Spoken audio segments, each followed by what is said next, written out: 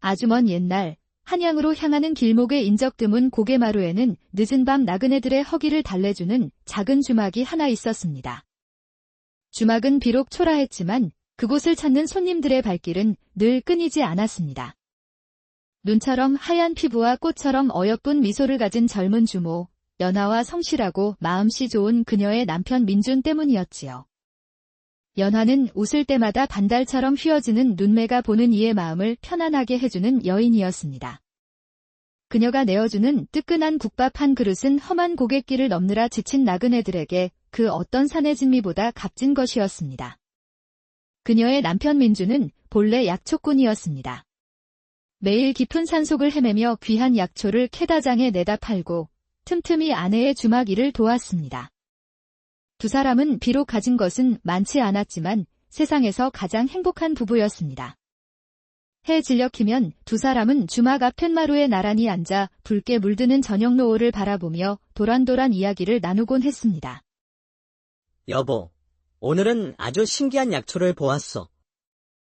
달빛을 받아야만 자란다는 풀인데 그 향기가 어찌나 맑던지. 그래요. 그럼 내일은 제게도 그 향기를 맡게 해주세요. 우리 서방님 덕에 제가 온 산의 좋은 기운을 다 받는 것 같네요.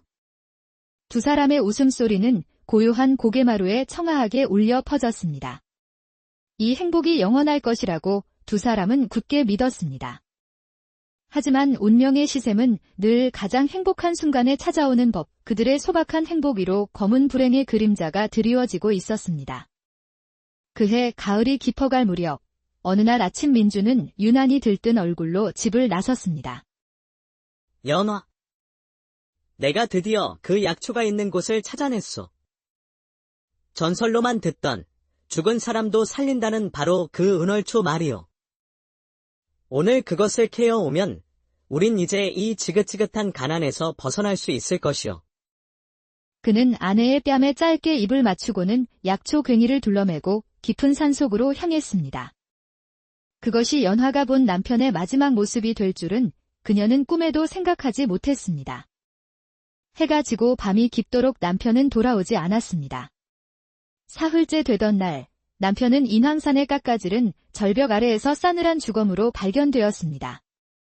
관아에서는 발을 헛디뎌 실족사한 것으로 서둘러 결론 내렸지만 연화는 믿을 수가 없었습니다. 남편의 장례를 치르는 동안 연화는 식음을 전폐하고 눈물만 흘렸습니다. 그러던 어느 날 남편의 유품을 정리하던 그녀는 약초 바구니 안에서 그가 말했던 은월초로 보이는 신비한 약초 몇 보리를 발견했습니다. 달빛처럼 은은한 빛을 내는 그 약초에서는 정신이 아찔할 정도로 맑고 서늘한 향기가 풍겨나왔습니다. 이것이 서방님이 목숨과 바꿔 캐오신 약초로구나. 연화는 남편의 마지막 흔적이라도 몸에 담고 싶은 마음에 그리고 쇠약해진 몸을 추스르고자 그 약초를 정성껏 다려 마셨습니다. 약을 마시자 온몸에 따뜻한 기운이 퍼지며 잠시 마음이 평온해지는 듯 했습니다. 하지만 바로 그 다음 순간 그녀의 눈앞이 갑자기 캄캄해졌습니다. 안 돼. 그녀의 비명과 함께 세상의 모든 빛이 사라지고 그녀는 칠흑 같은 어둠 속에 홀로 남겨졌습니다. 남편을 잃고 두 눈의 빛마저 잃은 연화의 삶은 송두리째 무너져 내렸습니다. 그녀는 몇 달 동안 방 안에 틀어박혀 절망의 늪에서 허우적거렸습니다. 하지만 그녀는 굳세고 총명한 여인이었습니다. 먼저 떠난 남편을 위해서라도 다시 일어서야만 한다고 결심했습니다. 그녀는 눈물을 닦고 굳게 닫았던 주막 문을 다시 열었습니다. 수없이 넘어지고 데이고 그릇을 깨뜨렸지만 포기하지 않았습니다. 시력을 잃은 대신 그녀의 청각과 후각, 그리고 촉각은 인간의 한계를 넘어설 정도로 비상하게 발달하기 시작했습니다. 그녀는 이제 손님의 발소리만 듣고도 목소리의 미세한 떨림만으로도 그 사람의 모든 것을 꿰뚫어 볼 수 있게 되었습니다. 손님, 목소리에 찬바람이 가득하시구려.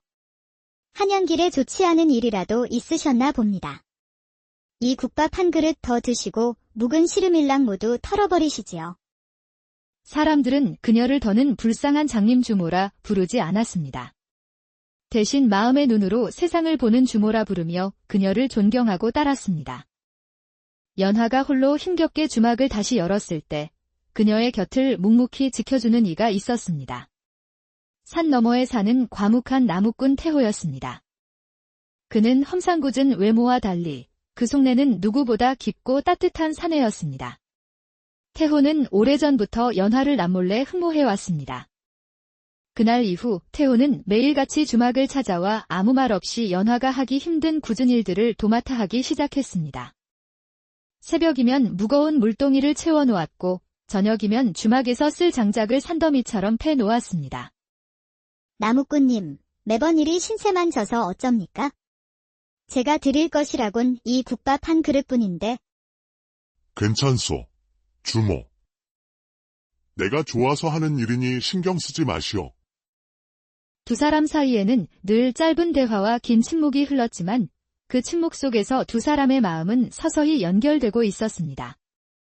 그 무렵 주막에 새로운 단골 손님이 생겼습니다. 마을에서 가장 큰 약재상을 운영하는 허진사였습니다. 주모, 이리 고운 나이에 험한 일을 당했으니 그 심정이 오죽하겠소. 내 남일 같지가 않아 이리 찾아왔소이다.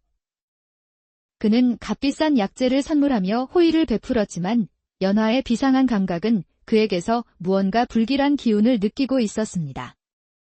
그의 목소리는 꿀처럼 달콤했지만 그 깊은 곳에서는 차갑고 계산적인 불협화음이 느껴졌습니다.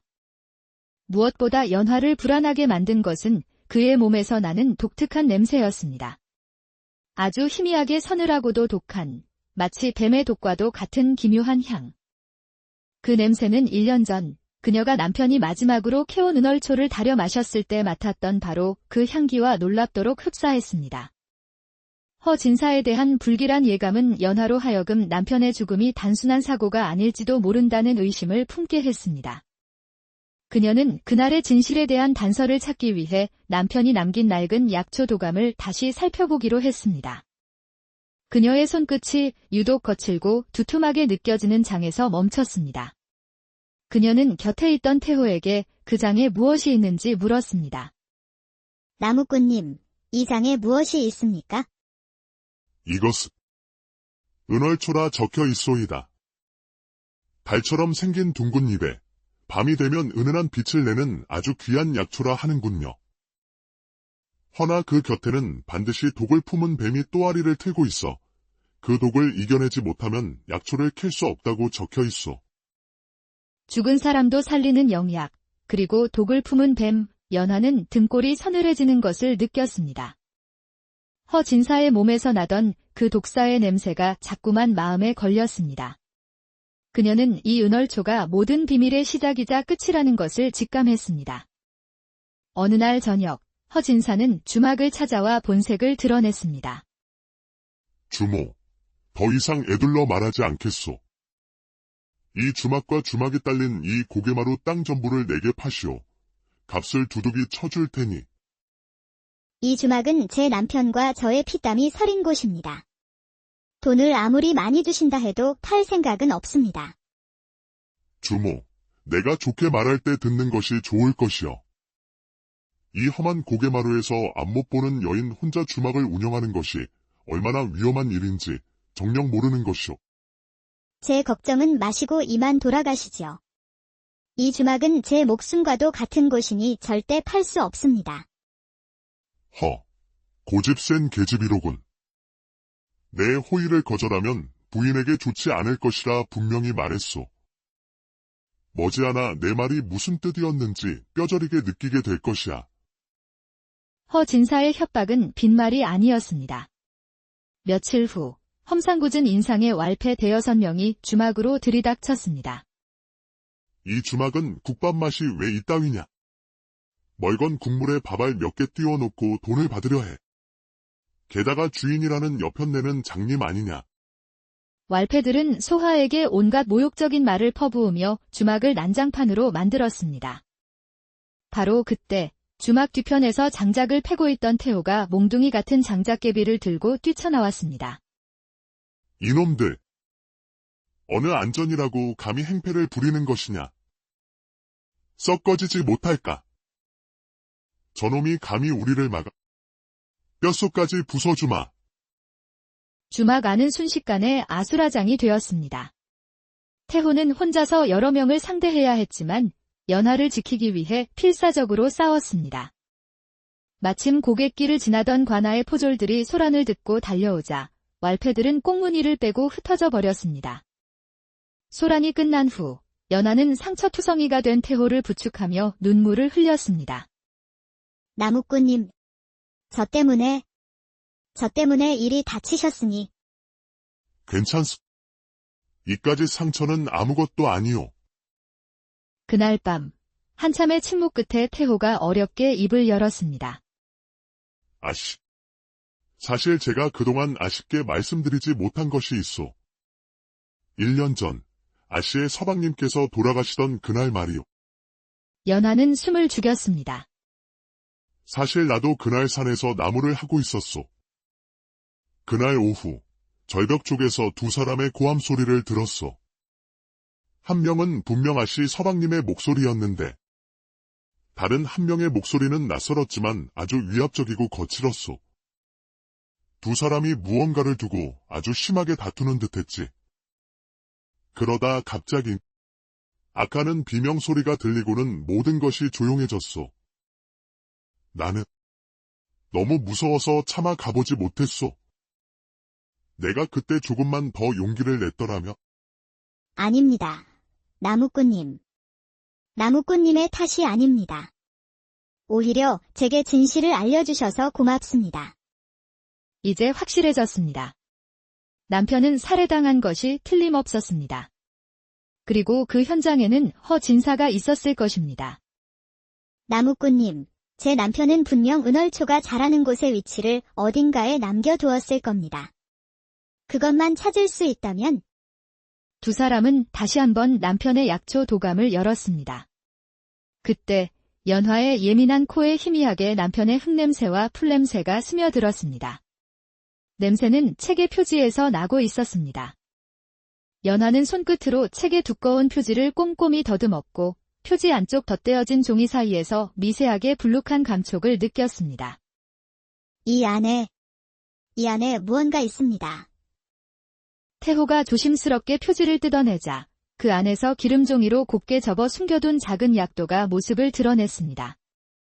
약도에는 인왕산의 지형과 함께 은얼초가 자라는 절벽의 위치가 상세히 표시되어 있었습니다.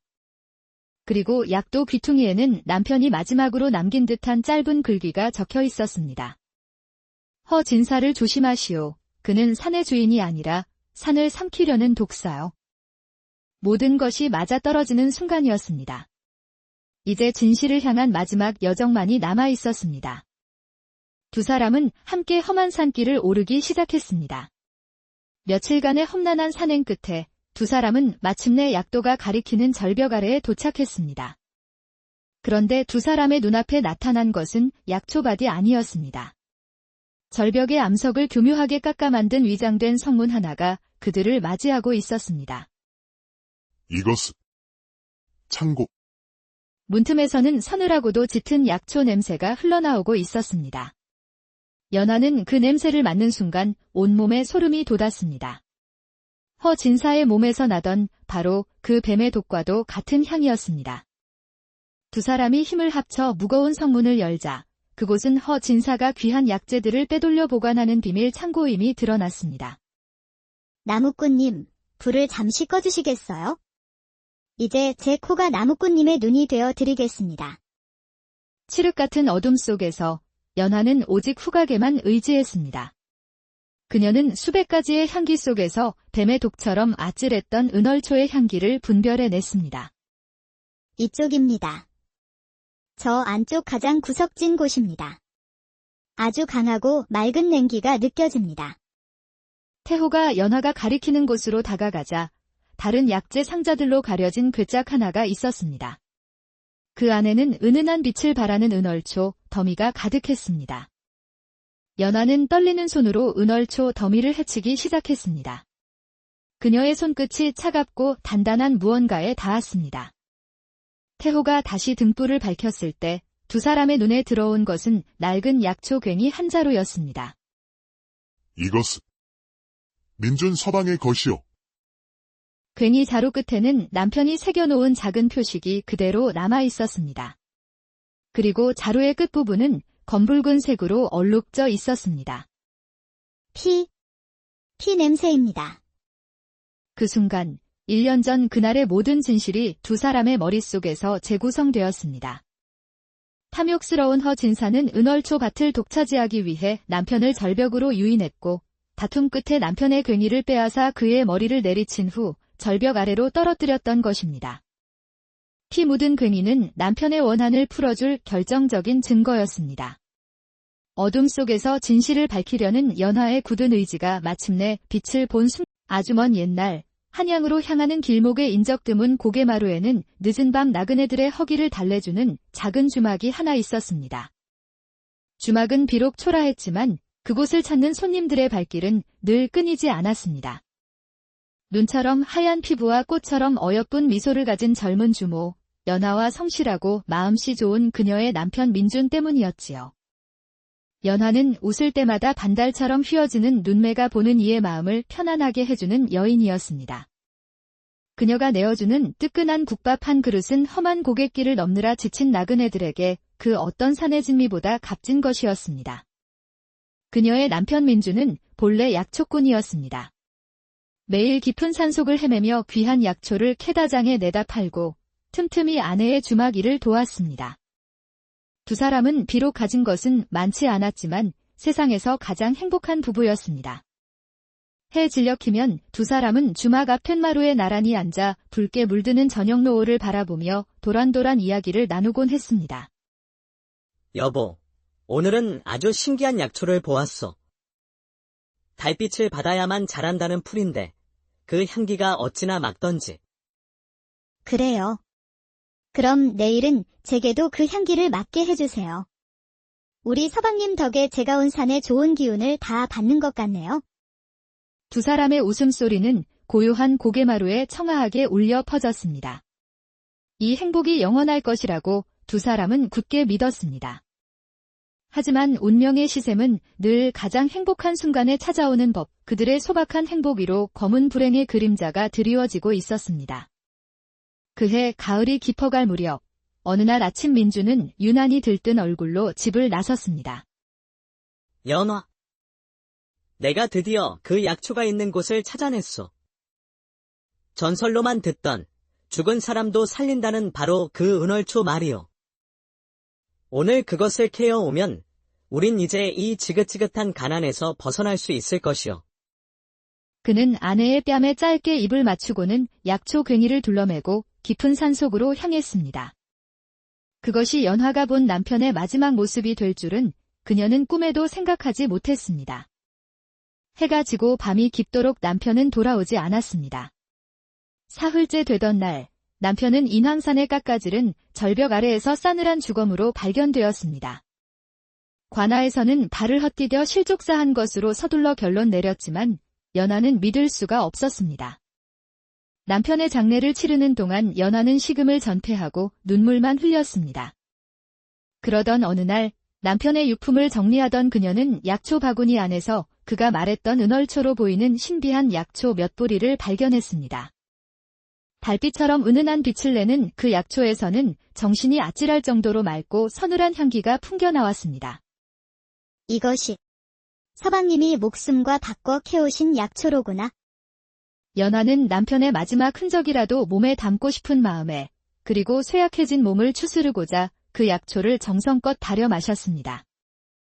약을 마시자 온몸에 따뜻한 기운이 퍼지며 잠시 마음이 평온해지는 듯 했습니다.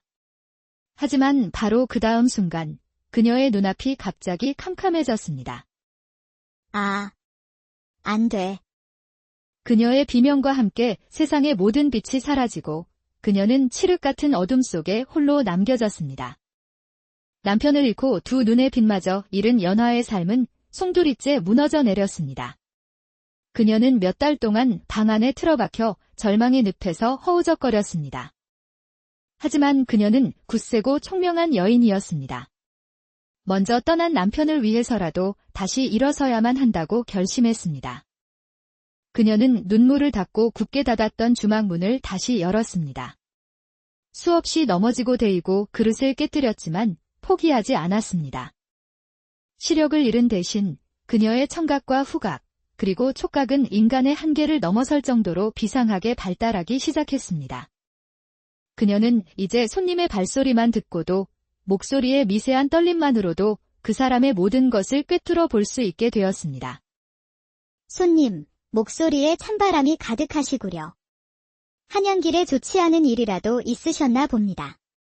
이 국밥 한 그릇 더 드시고 묵은 시르밀랑 모두 털어버리시지요. 사람들은 그녀를 더는 불쌍한 장님 주모라 부르지 않았습니다. 대신 마음의 눈으로 세상을 보는 주모라 부르며 그녀를 존경하고 따랐습니다. 연화가 홀로 힘겹게 주막을 다시 열었을 때 그녀의 곁을 묵묵히 지켜주는 이가 있었습니다. 산 너머에 사는 과묵한 나무꾼 태호였습니다. 그는 험상궂은 외모와 달리 그 속내는 누구보다 깊고 따뜻한 사내였습니다. 태호는 오래전부터 연화를 남몰래 흠모해왔습니다. 그날 이후 태호는 매일같이 주막을 찾아와 아무 말 없이 연화가 하기 힘든 굳은 일들을 도맡아 하기 시작했습니다. 새벽이면 무거운 물동이를 채워놓았고 저녁이면 주막에서 쓸 장작을 산더미처럼 패놓았습니다. 나무꾼님, 매번 일이 신세만 져서 어쩝니까? 제가 드릴 것이라곤 이 국밥 한 그릇뿐인데. 괜찮소, 주모. 내가 좋아서 하는 일이니 신경 쓰지 마시오. 두 사람 사이에는 늘 짧은 대화와 긴 침묵이 흘렀지만 그 침묵 속에서 두 사람의 마음은 서서히 연결되고 있었습니다. 그 무렵 주막에 새로운 단골 손님이 생겼습니다. 마을에서 가장 큰 약재상을 운영하는 허진사였습니다. 주모, 이리 고운 나이에 험한 일을 당했으니 그 심정이 오죽하겠소. 내 남일 같지가 않아 이리 찾아왔소이다. 그는 값비싼 약재를 선물하며 호의를 베풀었지만 연화의 비상한 감각은 그에게서 무언가 불길한 기운을 느끼고 있었습니다. 그의 목소리는 꿀처럼 달콤했지만 그 깊은 곳에서는 차갑고 계산적인 불협화음이 느껴졌습니다. 무엇보다 연화를 불안하게 만든 것은 그의 몸에서 나는 독특한 냄새였습니다. 아주 희미하게 서늘하고도 독한, 마치 뱀의 독과도 같은 기묘한 향. 그 냄새는 1년 전 그녀가 남편이 마지막으로 캐온 은얼초를 다려 마셨을 때 맡았던 바로 그 향기와 놀랍도록 흡사했습니다. 허진사에 대한 불길한 예감은 연화로 하여금 남편의 죽음이 단순한 사고가 아닐지도 모른다는 의심을 품게 했습니다. 그녀는 그날의 진실에 대한 단서를 찾기 위해 남편이 남긴 낡은 약초 도감을 다시 살펴보기로 했습니다. 그녀의 손끝이 유독 거칠고 두툼하게 느껴지는 장에서 멈췄습니다. 그녀는 곁에 있던 태호에게 그 장에 무엇이 있는지 물었습니다. 나무꾼님, 이 장에 무엇이 있습니까? 이것은 은얼초라 적혀 있소이다. 달처럼 생긴 둥근 입에 밤이 되면 은은한 빛을 내는 아주 귀한 약초라 하는군요. 허나 그 곁에는 반드시 독을 품은 뱀이 또아리를 틀고 있어 그 독을 이겨내지 못하면 약초를 캘 수 없다고 적혀 있소. 죽은 사람도 살리는 영약, 그리고 독을 품은 뱀, 연화는 등골이 서늘해지는 것을 느꼈습니다. 허진사의 몸에서 나던 그 독사의 냄새가 자꾸만 마음에 걸렸습니다. 그녀는 이 은얼초가 모든 비밀의 시작이자 끝이라는 것을 직감했습니다. 어느 날 저녁, 허진사는 주막을 찾아와 본색을 드러냈습니다. 주모, 더 이상 애둘러 말하지 않겠소. 이 주막과 주막이 딸린 이 고개마루 땅 전부를 내게 파시오. 값을 두둑이 쳐줄 테니. 이 주막은 제 남편과 저의 피땀이 서린 곳입니다. 돈을 아무리 많이 주신다 해도 팔 생각은 없습니다. 주모, 내가 좋게 말할 때 듣는 것이 좋을 것이요. 이 험한 고개마루에서 앞못 보는 여인 혼자 주막을 운영하는 것이 얼마나 위험한 일인지 정녕 모르는 것이오. 제 걱정은 마시고 이만 돌아가시지요. 이 주막은 제 목숨과도 같은 곳이니 절대 팔 수 없습니다. 고집 센 계집이로군.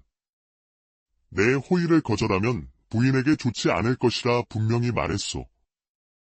머지않아 내 말이 무슨 뜻이었는지 뼈저리게 느끼게 될 것이야.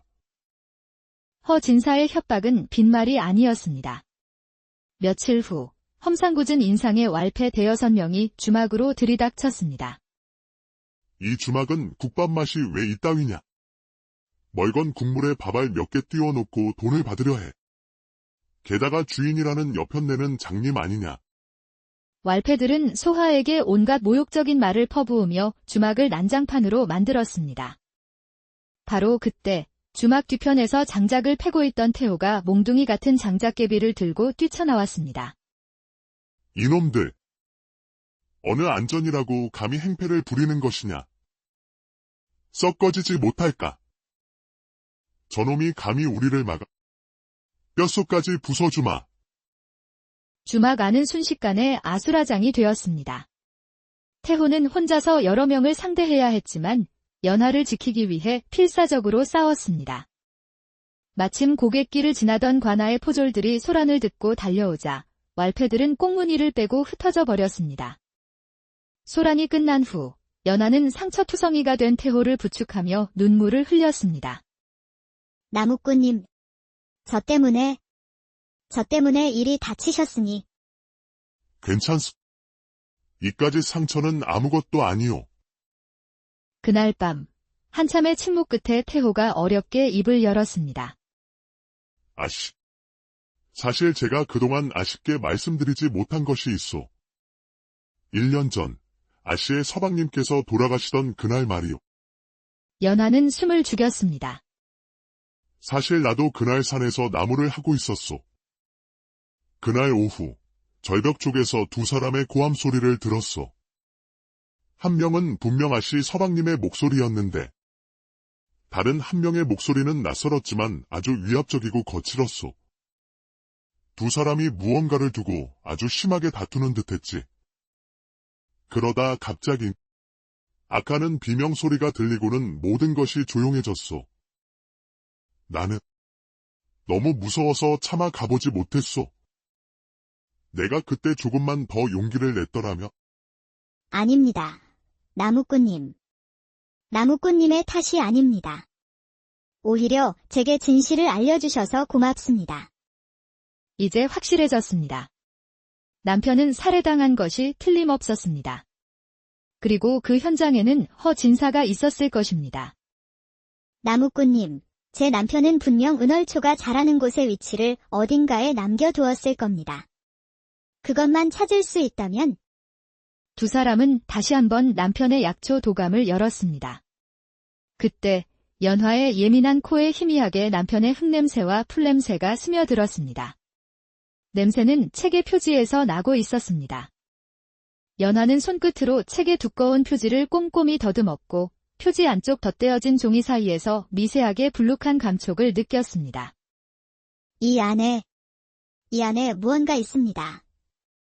태호가 조심스럽게 표지를 뜯어내자 그 안에서 기름종이로 곱게 접어 숨겨둔 작은 약도가 모습을 드러냈습니다. 약도에는 인왕산의 지형과 함께 은얼초가 자라는 절벽의 위치가 상세히 표시되어 있었습니다. 그리고 약도 귀퉁이에는 남편이 마지막으로 남긴 듯한 짧은 글귀가 적혀 있었습니다. 허 진사를 조심하시오. 그는 산의 주인이 아니라 산을 삼키려는 독사요. 모든 것이 맞아떨어지는 순간이었습니다. 이제 진실을 향한 마지막 여정만이 남아 있었습니다. 두 사람은 함께 험한 산길을 오르기 시작했습니다. 며칠간의 험난한 산행 끝에 두 사람은 마침내 약도가 가리키는 절벽 아래에 도착했습니다. 그런데 두 사람의 눈앞에 나타난 것은 약초밭이 아니었습니다. 절벽의 암석을 교묘하게 깎아 만든 위장된 성문 하나가 그들을 맞이하고 있었습니다. 이것은 창고. 문틈에서는 서늘하고도 짙은 약초 냄새가 흘러나오고 있었습니다. 연하는 그 냄새를 맡는 순간 온몸에 소름이 돋았습니다.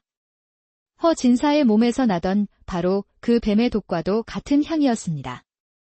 두 사람이 힘을 합쳐 무거운 성문을 열자 그곳은 허 진사가 귀한 약재들을 빼돌려 보관하는 비밀 창고임이 드러났습니다.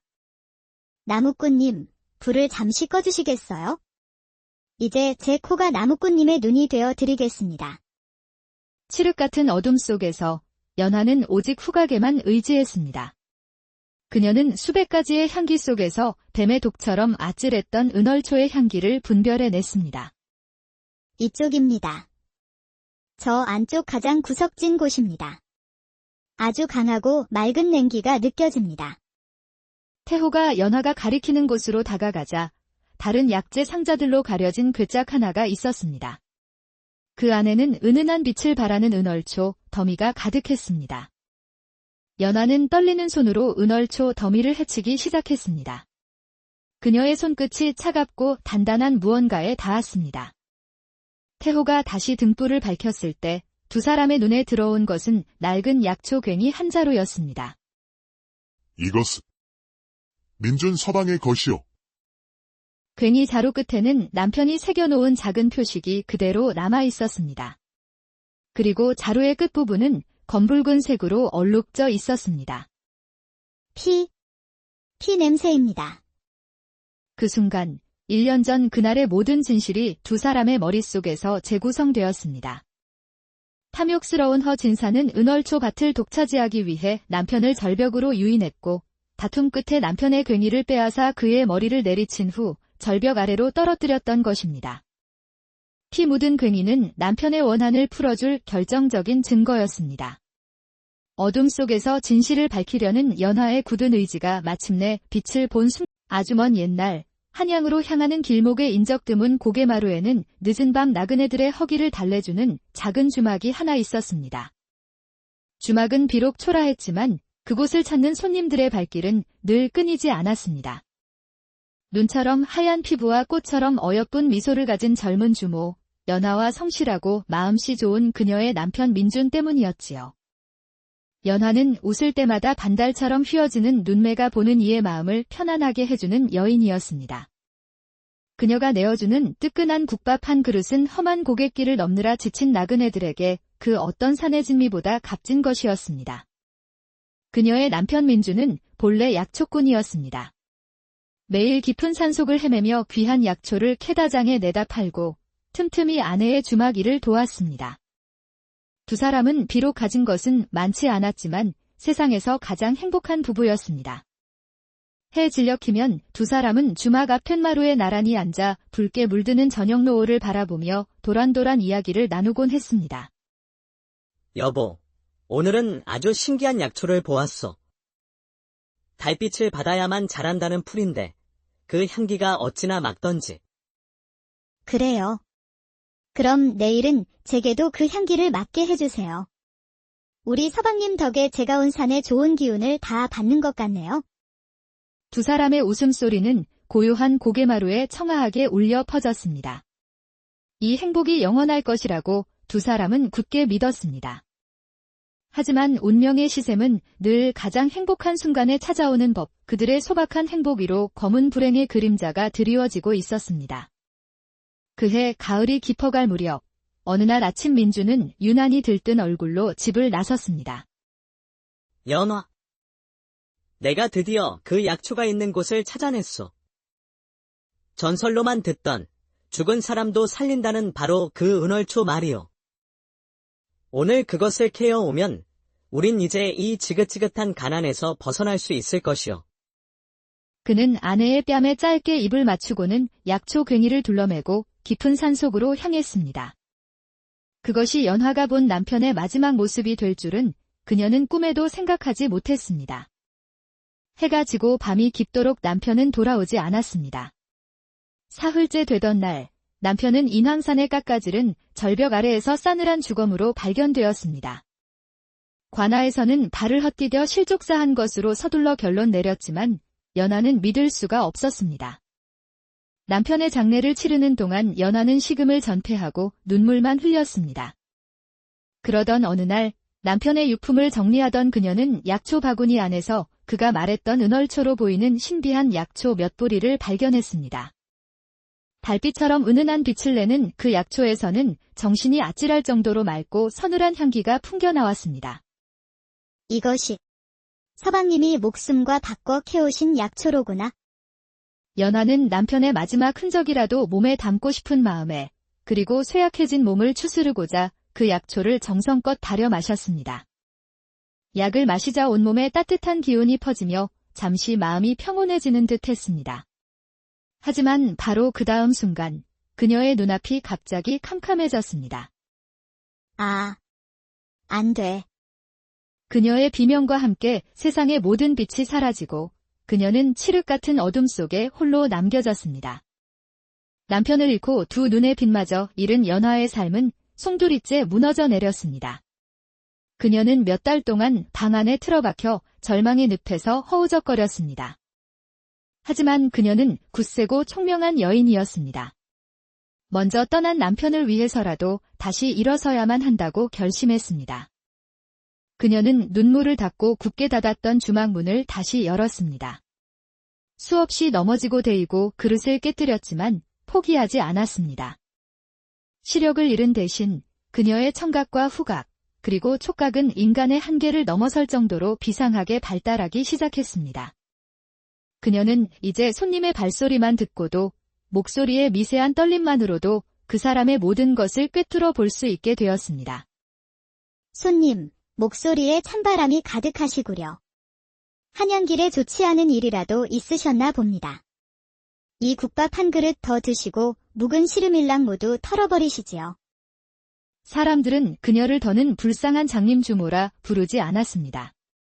대신 마음의 눈으로 세상을 보는 주모라 부르며 그녀를 존경하고 따랐습니다. 연화가 홀로 힘겹게 주막을 다시 열었을 때 그녀의 곁을 묵묵히 지켜주는 이가 있었습니다. 산 너머에 사는 과묵한 나무꾼 태호였습니다. 그는 험상궂은 외모와 달리 그 속내는 누구보다 깊고 따뜻한 사내였습니다. 태호는 오래전부터 연화를 남몰래 흠모해왔습니다. 그날 이후 태호는 매일같이 주막을 찾아와 아무 말 없이 연화가 하기 힘든 굳은 일들을 도맡아 하기 시작했습니다. 새벽이면 무거운 물동이를 채워놓았고 저녁이면 주막에서 쓸 장작을 산더미처럼 패놓았습니다. 나무꾼님, 매번 일이 신세만 져서 어쩝니까? 제가 드릴 것이라곤 이 국밥 한 그릇뿐인데. 괜찮소, 주모. 내가 좋아서 하는 일이니 신경 쓰지 마시오. 두 사람 사이에는 늘 짧은 대화와 긴 침묵이 흘렀지만 그 침묵 속에서 두 사람의 마음은 서서히 연결되고 있었습니다. 그 무렵 주막에 새로운 단골 손님이 생겼습니다. 마을에서 가장 큰 약재상을 운영하는 허진사였습니다. 주모, 이리 고운 나이에 험한 일을 당했으니 그 심정이 오죽하겠소. 내 남일 같지가 않아 이리 찾아왔소이다. 그는 값비싼 약재를 선물하며 호의를 베풀었지만 연화의 비상한 감각은 그에게서 무언가 불길한 기운을 느끼고 있었습니다. 그의 목소리는 꿀처럼 달콤했지만 그 깊은 곳에서는 차갑고 계산적인 불협화음이 느껴졌습니다. 무엇보다 연화를 불안하게 만든 것은 그의 몸에서 나는 독특한 냄새였습니다. 아주 희미하게 서늘하고도 독한, 마치 뱀의 독과도 같은 기묘한 향. 그 냄새는 1년 전 그녀가 남편이 마지막으로 캐온 은얼초를 다려 마셨을 때 맡았던 바로 그 향기와 놀랍도록 흡사했습니다. 허진사에 대한 불길한 예감은 연화로 하여금 남편의 죽음이 단순한 사고가 아닐지도 모른다는 의심을 품게 했습니다. 그녀는 그날의 진실에 대한 단서를 찾기 위해 남편이 남긴 낡은 약초 도감을 다시 살펴보기로 했습니다.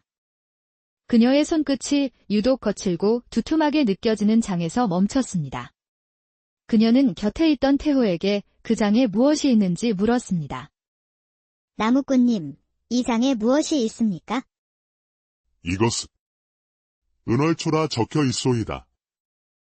달처럼 생긴 둥근 잎에 밤이 되면 은은한 빛을 내는 아주 귀한 약초라 하는군요. 허나 그 곁에는 반드시 독을 품은 뱀이 또아리를 틀고 있어 그 독을 이겨내지 못하면 약초를 캘 수 없다고 적혀 있소. 죽은 사람도 살리는 영약, 그리고 독을 품은 뱀, 연화는 등골이 서늘해지는 것을 느꼈습니다. 허진사의 몸에서 나던 그 독사의 냄새가 자꾸만 마음에 걸렸습니다. 그녀는 이 은얼초가 모든 비밀의 시작이자 끝이라는 것을 직감했습니다. 어느 날 저녁, 허진사는 주막을 찾아와 본색을 드러냈습니다. 주모, 더 이상 애둘러 말하지 않겠소. 이 주막과 주막이 딸린 이 고개마루 땅 전부를 내게 파시오. 값을 두둑이 쳐줄 테니. 이 주막은 제 남편과 저의 피땀이 서린 곳입니다. 돈을 아무리 많이 주신다 해도 팔 생각은 없습니다. 주모, 내가 좋게 말할 때 듣는 것이 좋을 것이요. 이 험한 고개마루에서 앞못 보는 여인 혼자 주막을 운영하는 것이 얼마나 위험한 일인지 정녕 모르는 것이오. 제 걱정은 마시고 이만 돌아가시지요. 이 주막은 제 목숨과도 같은 곳이니 절대 팔 수 없습니다. 고집 센 계집이로군. 내 호의를 거절하면 부인에게 좋지 않을 것이라 분명히 말했소. 머지않아 내 말이 무슨 뜻이었는지 뼈저리게 느끼게 될 것이야. 허 진사의 협박은 빈말이 아니었습니다. 며칠 후 험상궂은 인상의 왈패 대여섯 명이 주막으로 들이닥쳤습니다. 이 주막은 국밥 맛이 왜 이따위냐? 멀건 국물에 밥알 몇 개 띄워놓고 돈을 받으려 해. 게다가 주인이라는 여편네는 장님 아니냐? 왈패들은 소하에게 온갖 모욕적인 말을 퍼부으며 주막을 난장판으로 만들었습니다. 바로 그때 주막 뒤편에서 장작을 패고 있던 태호가 몽둥이 같은 장작개비를 들고 뛰쳐나왔습니다. 이놈들!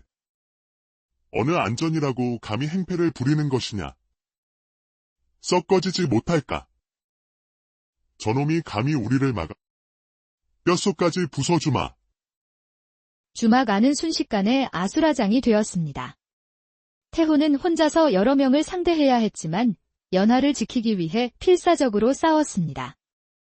마침 고갯길을 지나던 관아의 포졸들이 소란을 듣고 달려오자 왈패들은 꽁무니를 빼고 흩어져 버렸습니다. 소란이 끝난 후 연하는 상처투성이가 된 태호를 부축하며 눈물을 흘렸습니다. 나무꾼님, 저 때문에 일이 다치셨으니. 괜찮소. 이까지 상처는 아무것도 아니오. 그날 밤 한참의 침묵 끝에 태호가 어렵게 입을 열었습니다. 아씨. 사실 제가 그동안 아쉽게 말씀드리지 못한 것이 있어. 1년 전 아씨의 서방님께서 돌아가시던 그날 말이오. 연하는 숨을 죽였습니다. 사실 나도 그날 산에서 나무를 하고 있었소. 그날 오후 절벽 쪽에서 두 사람의 고함 소리를 들었소. 한 명은 분명 아씨 서방님의 목소리였는데 다른 한 명의 목소리는 낯설었지만 아주 위압적이고 거칠었소. 두 사람이 무언가를 두고 아주 심하게 다투는 듯했지. 그러다 갑자기 아까는 비명소리가 들리고는 모든 것이 조용해졌소. 나는 너무 무서워서 차마 가보지 못했소. 내가 그때 조금만 더 용기를 냈더라면. 아닙니다. 나무꾼님. 나무꾼님의 탓이 아닙니다. 오히려 제게 진실을 알려주셔서 고맙습니다. 이제 확실해졌습니다. 남편은 살해당한 것이 틀림없었습니다. 그리고 그 현장에는 허 진사가 있었을 것입니다. 나무꾼님, 제 남편은 분명 은얼초가 자라는 곳의 위치를 어딘가에 남겨두었을 겁니다. 그것만 찾을 수 있다면. 두 사람은 다시 한번 남편의 약초 도감을 열었습니다. 그때 연화의 예민한 코에 희미하게 남편의 흙냄새와 풀냄새가 스며들었습니다. 냄새는 책의 표지에서 나고 있었습니다. 연화는 손끝으로 책의 두꺼운 표지를 꼼꼼히 더듬었고 표지 안쪽 덧대어진 종이 사이에서 미세하게 불룩한 감촉을 느꼈습니다. 이 안에 무언가 있습니다. 태호가 조심스럽게 표지를 뜯어내자 그 안에서 기름종이로 곱게 접어 숨겨둔 작은 약도가 모습을 드러냈습니다. 약도에는 인왕산의 지형과 함께 은얼초가 자라는 절벽의 위치가 상세히 표시되어 있었습니다. 그리고 약도 귀퉁이에는 남편이 마지막으로 남긴 듯한 짧은 글귀가 적혀 있었습니다. 허 진사를 조심하시오. 그는 산의 주인이 아니라 산을 삼키려는 독사요. 모든 것이 맞아떨어지는 순간이었습니다. 이제 진실을 향한 마지막 여정만이 남아 있었습니다. 두 사람은 함께 험한 산길을 오르기 시작했습니다. 며칠간의 험난한 산행 끝에 두 사람은 마침내 약도가 가리키는 절벽 아래에 도착했습니다. 그런데 두 사람의 눈앞에 나타난 것은 약초밭이 아니었습니다. 절벽의 암석을 교묘하게 깎아 만든 위장된 성문 하나가 그들을 맞이하고 있었습니다. 이것은 창고. 문틈에서는 서늘하고도 짙은 약초 냄새가 흘러나오고 있었습니다. 연하는 그 냄새를 맡는 순간 온몸에 소름이 돋았습니다. 허 진사의 몸에서 나던 바로 그 뱀의 독과도 같은 향이었습니다. 두 사람이 힘을 합쳐 무거운 성문을 열자 그곳은 허 진사가 귀한 약재들을 빼돌려 보관하는 비밀 창고임이 드러났습니다. 나무꾼님, 불을 잠시 꺼주시겠어요? 이제 제 코가 나무꾼님의 눈이 되어 드리겠습니다. 칠흑 같은 어둠 속에서 연하는 오직 후각에만 의지했습니다. 그녀는 수백 가지의 향기 속에서 뱀의 독처럼 아찔했던 은얼초의 향기를 분별해냈습니다. 이쪽입니다. 저 안쪽 가장 구석진 곳입니다. 아주 강하고 맑은 냉기가 느껴집니다. 태호가 연하가 가리키는 곳으로 다가가자 다른 약재 상자들로 가려진 괴짝 하나가 있었습니다. 그 안에는 은은한 빛을 발하는 은얼초 더미가 가득했습니다. 연하는 떨리는 손으로 은얼초 더미를 헤치기 시작했습니다. 그녀의 손끝이 차갑고 단단한 무언가에 닿았습니다. 태호가 다시 등불을 밝혔을 때 두 사람의 눈에 들어온 것은 낡은 약초 괭이 한 자루였습니다. 이것은 민준 서방의 것이요. 괭이 자루 끝에는 남편이 새겨놓은 작은 표식이 그대로 남아 있었습니다. 그리고 자루의 끝부분은 검붉은 색으로 얼룩져 있었습니다. 피 냄새입니다.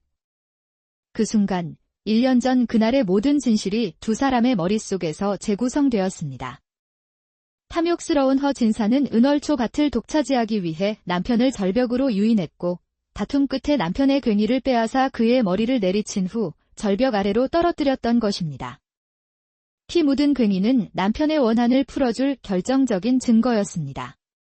어둠 속에서 진실을 밝히려는 연하의 굳은 의지가 마침내 빛을 본 순간 아주 먼 옛날 한양으로 향하는 길목의 인적 드문 고개마루에는 늦은 밤 나그네들의 허기를 달래주는 작은 주막이 하나 있었습니다.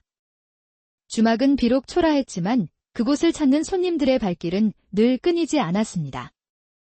눈처럼 하얀 피부와 꽃처럼 어여쁜 미소를 가진 젊은 주모, 연하와 성실하고 마음씨 좋은 그녀의 남편 민준 때문이었지요.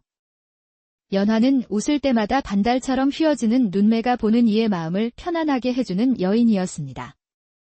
그녀가 내어주는 뜨끈한 국밥 한 그릇은 험한 고갯길을 넘느라 지친 나그네들에게 그 어떤 산의 진미보다 값진 것이었습니다. 그녀의 남편 민주는 본래 약초꾼이었습니다. 매일 깊은 산속을 헤매며 귀한 약초를 캐다장에 내다 팔고 틈틈이 아내의 주막 일을 도왔습니다. 두 사람은 비록 가진 것은 많지 않았지만 세상에서 가장 행복한 부부였습니다.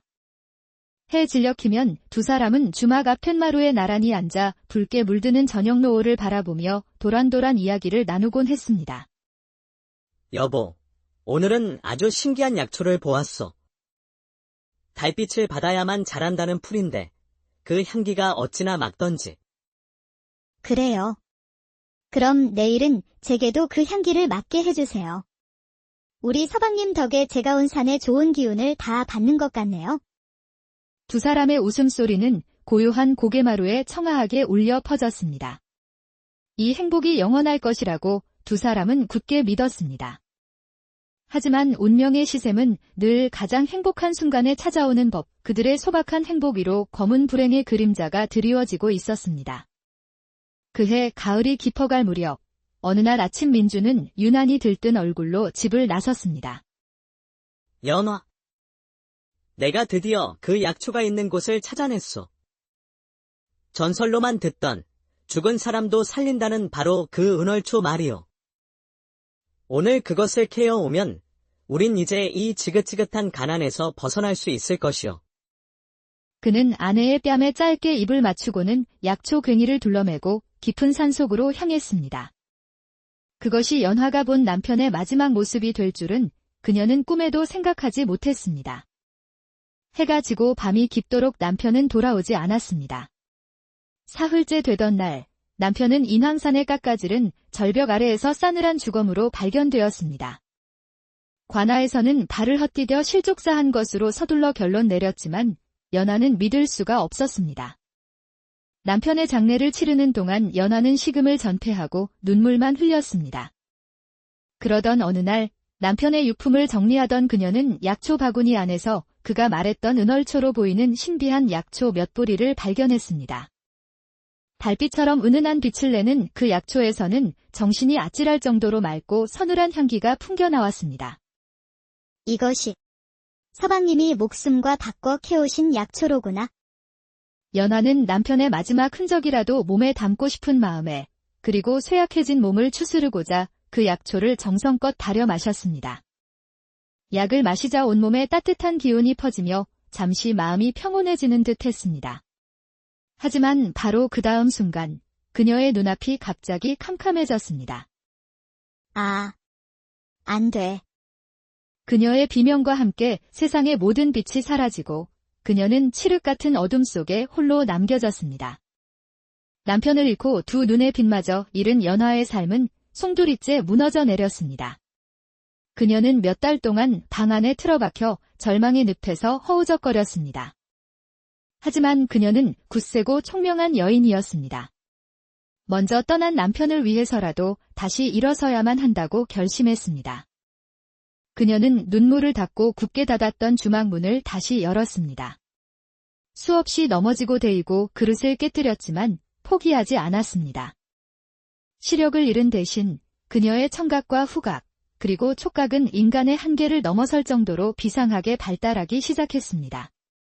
그녀는 이제 손님의 발소리만 듣고도 목소리의 미세한 떨림만으로도 그 사람의 모든 것을 꿰뚫어 볼 수 있게 되었습니다. 손님, 목소리에 찬바람이 가득하시구려. 한양길에 좋지 않은 일이라도 있으셨나 봅니다. 이 국밥 한 그릇 더 드시고 묵은 시르밀랑 모두 털어버리시지요. 사람들은 그녀를 더는 불쌍한 장님 주모라 부르지 않았습니다. 대신 마음의 눈으로 세상을 보는 주모라 부르며 그녀를 존경하고 따랐습니다. 연하가 홀로 힘겹게 주막을 다시 열었을 때 그녀의 곁을 묵묵히 지켜주는 이가 있었습니다. 산 너머에 사는 과묵한 나무꾼 태호였습니다. 그는 험상궂은 외모와 달리 그 속내는 누구보다 깊고 따뜻한 사내였습니다. 태호는 오래전부터 연하를 남몰래 흠모해왔습니다. 그날 이후 태호는 매일같이 주막을 찾아와 아무 말 없이 연하가 하기 힘든 굳은 일들을 도맡아 하기 시작했습니다. 새벽이면 무거운 물동이를 채워놓았고 저녁이면 주막에서 쓸 장작을 산더미처럼 패놓았습니다. 나무꾼님, 매번 일이 신세만 져서 어쩝니까? 제가 드릴 것이라곤 이 국밥 한 그릇뿐인데.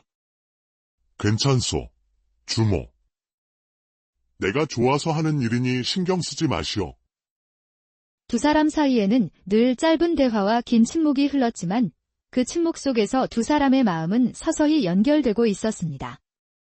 그 무렵 주막에 새로운 단골 손님이 생겼습니다. 마을에서 가장 큰 약재상을 운영하는 허진사였습니다. 주모, 이리 고운 나이에 험한 일을 당했으니 그 심정이 오죽하겠소. 내 남일 같지가 않아 이리 찾아왔소이다. 그는 값비싼 약재를 선물하며 호의를 베풀었지만 연하의 비상한 감각은 그에게서 무언가 불길한 기운을 느끼고 있었습니다. 그의 목소리는 꿀처럼 달콤했지만 그 깊은 곳에서는 차갑고 계산적인 불협화음이 느껴졌습니다. 무엇보다 연하를 불안하게 만든 것은 그의 몸에서 나는 독특한 냄새였습니다. 아주 희미하게 서늘하고도 독한, 마치 뱀의 독과도 같은 기묘한 향. 그 냄새는 1년 전 그녀가 남편이 마지막으로 캐온 은얼초를 달여 마셨을 때 맡았던 바로 그 향기와 놀랍도록 흡사했습니다. 허진사에 대한 불길한 예감은 연하로 하여금 남편의 죽음이 단순한 사고가 아닐지도 모른다는 의심을 품게 했습니다. 그녀는 그날의 진실에 대한 단서를 찾기 위해 남편이 남긴 낡은 약초 도감을 다시 살펴보기로 했습니다. 그녀의 손끝이 유독 거칠고 두툼하게 느껴지는 장에서 멈췄습니다. 그녀는 곁에 있던 태호에게 그 장에 무엇이 있는지 물었습니다. 나무꾼님, 이 장에 무엇이 있습니까? 이것은 은얼초라 적혀 있소이다. 달처럼 생긴 둥근 입에 밤이 되면 은은한 빛을 내는 아주 귀한 약초라 하는군요. 허나 그 곁에는 반드시 독을 품은 뱀이 또아리를 틀고 있어 그 독을 이겨내지 못하면 약초를 캘 수 없다고 적혀 있소. 죽은 사람도 살리는 영약, 그리고 독을 품은 뱀, 연화는 등골이 서늘해지는 것을 느꼈습니다. 허 진사의 몸에서 나던 그 독사의 냄새가 자꾸만 마음에 걸렸습니다. 그녀는 이 은얼초가 모든 비밀의 시작이자 끝이라는 것을 직감했습니다. 어느 날 저녁, 허 진사는 주막을 찾아와 본색을 드러냈습니다. 주모, 더 이상 애둘러 말하지 않겠소. 이 주막과 주막이 딸린 이 고개마루 땅 전부를 내게 파시오. 값을 두둑이 쳐줄 테니.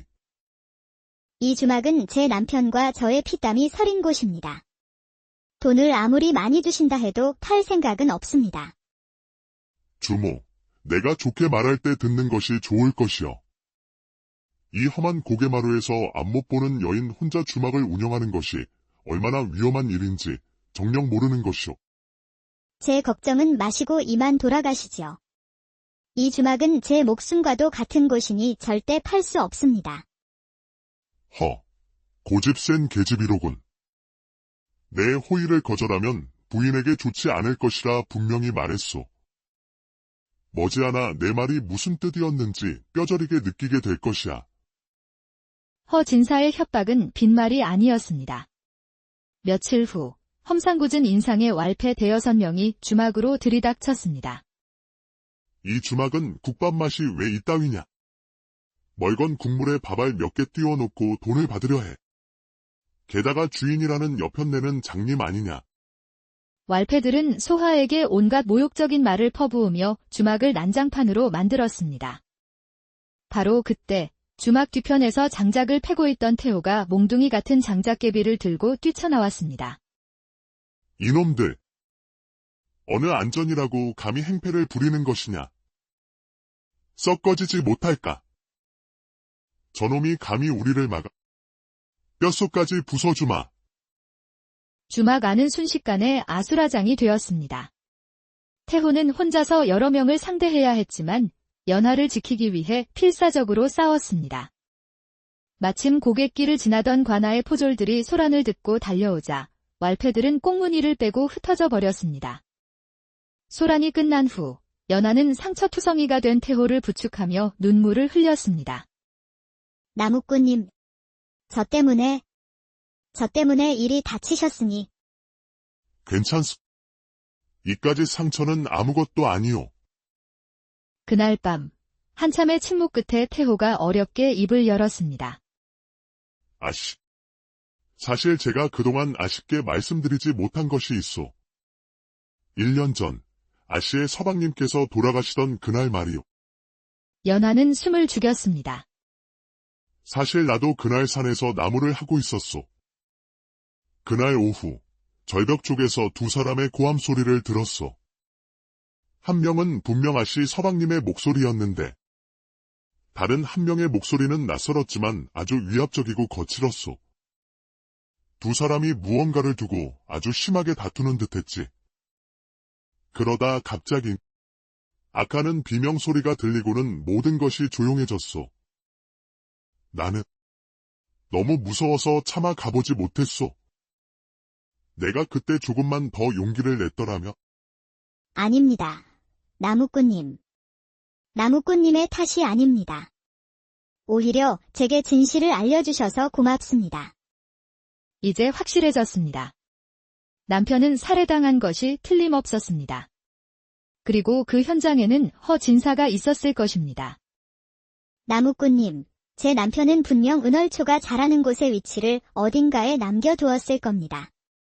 그것만 찾을 수 있다면. 두 사람은 다시 한번 남편의 약초 도감을 열었습니다. 그때 연화의 예민한 코에 희미하게 남편의 흙냄새와 풀냄새가 스며들었습니다. 냄새는 책의 표지에서 나고 있었습니다. 연화는 손끝으로 책의 두꺼운 표지를 꼼꼼히 더듬었고 표지 안쪽 덧대어진 종이 사이에서 미세하게 불룩한 감촉을 느꼈습니다. 이 안에 무언가 있습니다. 태호가 조심스럽게 표지를 뜯어내자 그 안에서 기름종이로 곱게 접어 숨겨둔 작은 약도가 모습을 드러냈습니다. 약도에는 인왕산의 지형과 함께 은얼초가 자라는 절벽의 위치가 상세히 표시되어 있었습니다.